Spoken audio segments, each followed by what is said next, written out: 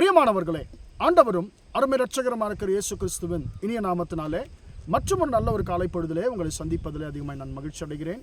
இந்த நாள் முழுவதுமாக நீங்கள் செய்கிற எல்லா காரியத்திலையும் கர்த்தருடைய கரம் உங்களோடு கூட இருந்து உங்களை ஆசீர்வதிப்பதாக. ஏசாயா 54 அதிகாரம் 7 வசனத்தை நான் வாசிக்கிறேன். அந்த வசனம் இப்படியாக சொல்லுகிறது: இமைப்பொழுது உன்னை கைவிட்டேன், ஆனாலும் உருக்கமான இரக்கங்களால் உன்னை சேர்த்து கொள்ளுவேன் என்று அந்த வார்த்தை சொல்லுகிறது. அன்பானவர்களே, நீங்கள் பாருங்க, இந்த இடத்துல ஆண்டவர் ஆகிய தேவன் சொல்லுகிறார், அவர் கைவிட்டது எவ்வளவு நேரமா? இமைப்பொழுது. இமைப்பொழுது என்று சொன்னால் என்ன? நாம் கண் மூடி அப்படி திறக்கிறோம் பார்த்தீங்களா, அந்த ஒரு நேரம் தான் இமைப்பொழுது. சில நேரத்தில் நாம் எல்லாருமே அடிக்கடி ஒரு வார்த்தை நாம் சொல்லுவதுண்டு: கர்த்தர் என்னை கைவிட்டு விட்டார், கர்த்தர் என்னை கைவிட்டு விட்டார், கர்த்தர் என்னை கைவிட்டு விட்டார் என்று சொல்லி. அன்பானவர்களே, அவர் என்றென்றைக்கும் நம்மை நிரந்தரமாய் கைவிடுகிற தேவன் அல்ல. வசனம் என்ன சொல்லுகிறது? உன்னை நான் கைவிட்டேன், ஆனால் இமைப்பொழுது மட்டும்தான், ஒரு செகண்ட், ஒரு நொடி பொழுதுதான் உன்னை கைவிட்டேன்.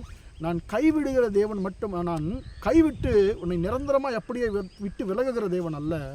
நான் இமைப்பொழுது உன்னை கைவிட்டாலும் உருக்கமான இரக்கங்களாலே நான் உன்னை சேர்த்து கொள்ளுகிற தேவனாக இருக்கிறேன், பெரிய இரக்கங்களாலே உன்னை நான் சேர்த்து கொள்ளுகிற தேவனாக இருக்கிறேன் என்று சொல்லி அன்பானவர்களே வார்த்தை சொல்லுகிறது. பிரியமானவர்களே, கர்த்தருடைய இரக்கம் அது அளவிட முடியாதது. பிரியமானவர்களே, நம்ம எல்லாருக்குமே லூக்கா 15 அதிகாரத்தில் காணப்படுகிறதான அந்த 3 உவமைகளில் இளைய குமாரனுடைய உவமையை நாம் அறிந்திருக்கிறோம். அன்பானவர்களே, இளைய குமாரன் தன் தகப்பன் துக்கப்படுகிற விதத்திலே அவன் நடந்து கொண்டான். ஆஸ்தியை பிரித்து கேட்டான். அந்த ஆஸ்தியை அப்பா சம்பாதிப்பதற்கு அவர் எவ்வளோ பாடுபட்டிருப்பாரு அப்பாவுக்கு மட்டும்தான் தெரியும். ஆனாலும் இவர் அந்த பணத்தினுடைய மேன்மையை அறிந்து கொள்ளாமல் அதை வாங்கி கொண்டு தகப்பனை விட்டு தூரமாய் போய் தன் இஷ்டப்படி வாழ்ந்து எல்லாவற்றையும் அழித்து போட்டான்.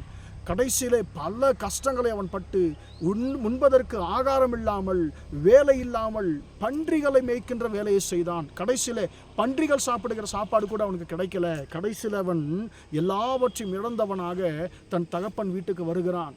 அப்பா அவன் நினைத்தான், என் அப்பா எப்படி என்ன வீட்டுக்குள்ளே சேர்த்துக்க மாட்டார், நான் அப்பாவுடைய வீட்டில் ஒரு கூலிக்காரனா சரி நான் இருந்துருவேன் என்று சொல்லி அப்பா இடத்துல வருகிறான். அப்பா, நான் உம்முடைய குமாரனுங்கிற தகுதியை நான் இழந்து போய்விட்டேன், என்னை உம்முடைய கூலிக்காரர்கள் ஒருத்தராக நீ வைத்துக் கொள்ளுங்க என்று சொல்லி கேட்கிறான். ஆனால் அன்பானவர்களே, அப்பாவுடைய இரக்கத்திற்கு முடிவில்லை.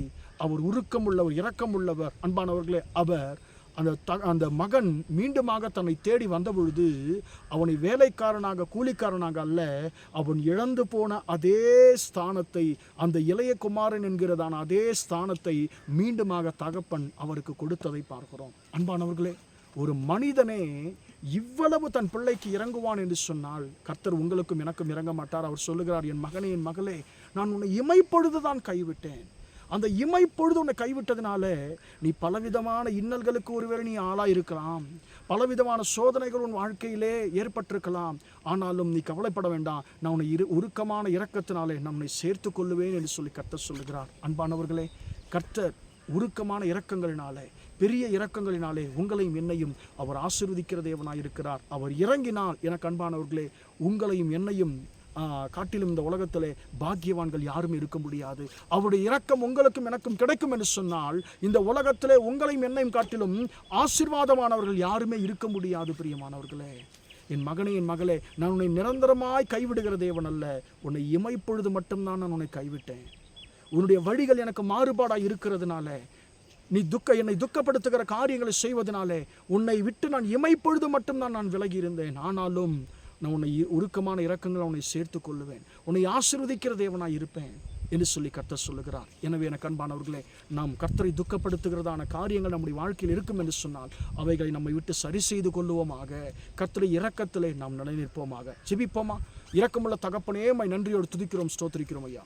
இமைப்பொழுது உன்னை கைவிட்டேன், ஆனாலும் உருக்கமான இரக்கங்களாலே உன்னை சேர்த்துக்கொள்ளு என்ற வார்த்தையின்படி ஆண்டவரே, நீர் இமைப்பொழுது எங்களை கைவிட்டாலும் நீர் உருக்கமான இரக்கங்களினாலே நீர் எங்களை சேர்த்து கொள்ளுகிற தேவனாய் இருக்கிறபடியினாலே உமக்கு ஸ்தோத்திரம் ஐயா.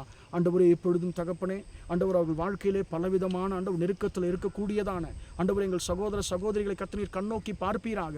உம்முடைய உருக்கமான இரக்கங்கள் ஆண்டவரே அவர்கள் மேல் ஆண்டவரே ஸ்தோத்திரம் என்றைக்கும் இருக்கட்டும் என்று சொல்லி ஜெபிக்கிறேன். இந்த நாள் முழுவதுமாக எங்கள் சகோதர சகோதரிகள் செய்கிற எல்லா காரியங்களிலேயும் உம்முடைய கரம் கூட இருந்து அவர்களை ஆசீர்வதிக்கட்டும் என்று இயேசுவின் நாமத்தில் ஒப்பு கொடுத்து ஜெபிக்கிறேன், ஜீவனுள்ள நல்ல பிதாவே. ஆமென், ஆமென். பிரியமானவர்களே, கர்த்தர் உங்களை ஆசீர்வதிப்பார். Praise the Lord, praise the Lord.